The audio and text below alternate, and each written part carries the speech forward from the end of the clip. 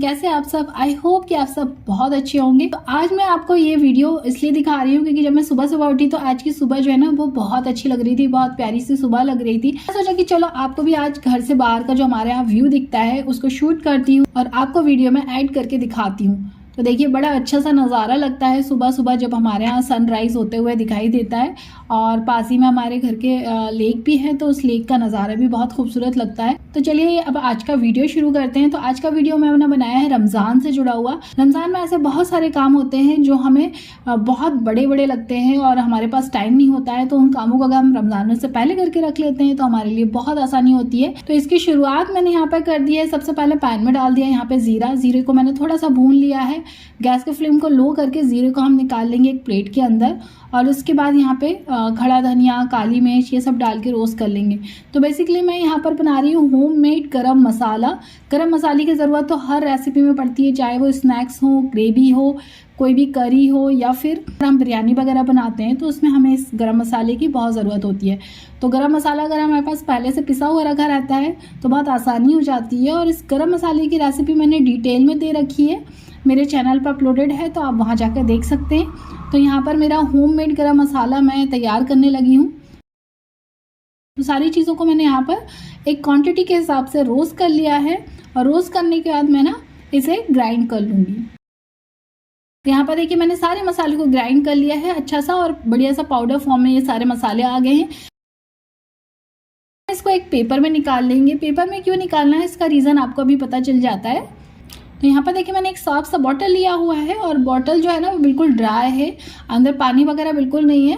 तो अब इसके अंदर मैं ये गरम मसाला जो है वो पूरा भर दूंगी और पेपर में निकाला हुआ था इसलिए आसानी से सारा बॉटल में चला गया है, बिल्कुल भी बाहर नहीं गिरा है।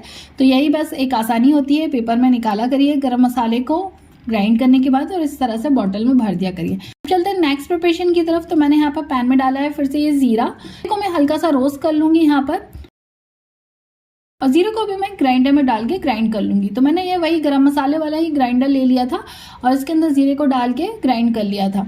तो जीरे पाउडर की भी बहुत ज़रूरत होती है रमज़ानों में कई सारी रेसिपीज़ के अंदर, तो इस जीरे पाउडर को हम बना के रखेंगे तो हमें बहुत आसानी मिलेगी। इसको भी मैंने एक साफ से बॉटल में भर दिया है और इसे पैक कर दिया है। इसके बाद मैं यहाँ पर पीस रही हूँ एक काली मिर्च के पाउडर की भी हमें ज़रूरत होती है। तो काली मिर्च के पाउडर मैंने ग्राइंड कर लिया है, उसे एक पेपर में निकाल लिया है, साफ से बॉटल में डाल दिया है। अब चलते हैं हम अपनी नेक्स्ट प्रिपरेशन की तरफ। यहाँ पर मैं प्याज को कट कर रही हूँ स्लाइसेस में।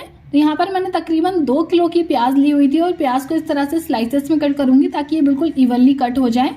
और यहाँ पर मैं प्याज का बेसिकली बना रही हूँ ब्रिस्ता, तो इसके लिए प्याज को मैंने हाथों से इस तरह से कट कर लिया था। कट करने के बाद सारी प्याज जो है वो इकट्ठी हो जाएगी, तो इस तरह से थोड़ा सा हाथों से मसल के इसको इस तरह से फैला लेंगे, बिखरा लेंगे ताकि जब हम इसे फ्राई करें तो ये बढ़िया से गोल्डन फ्राई हो जाए। अब चलते हैं हम फ्राई करने की प्रोसेस में। तो फ्राई करने के लिए यहाँ पर ऑयल को मैंने बहुत अच्छी तरीके से गर्म कर लिया था, बिल्कुल धुआं निकलने लगा था।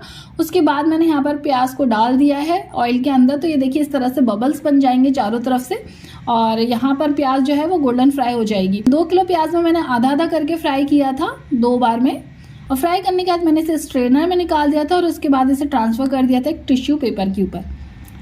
तो आप देखिए एक बढ़िया सी क्रिस्पी हो गई है। मैं इसकी आवाज़ आपको सुना देती हूँ, ये देखिए।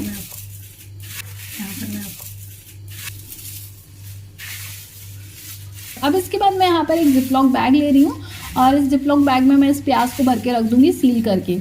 तो आप चाहें तो इसे किसी एयरटाइट कंटेनर में भी रख सकते हैं, उसके नीचे टिश्यू लगा के। तो यहाँ पर ये ब्रिस्ता यानी कि गोल्डन फ्राई प्याज जो है ना इसकी भी बहुत सारी ज़रूरत होती है। जो हम ग्रेवी वगैरह बनाते हैं ना, तो अगर ये प्याज हमारे पास फ्राई करी हुई रखी रहती है तो ग्रेवी बनाने में हमें टाइम नहीं लगता है।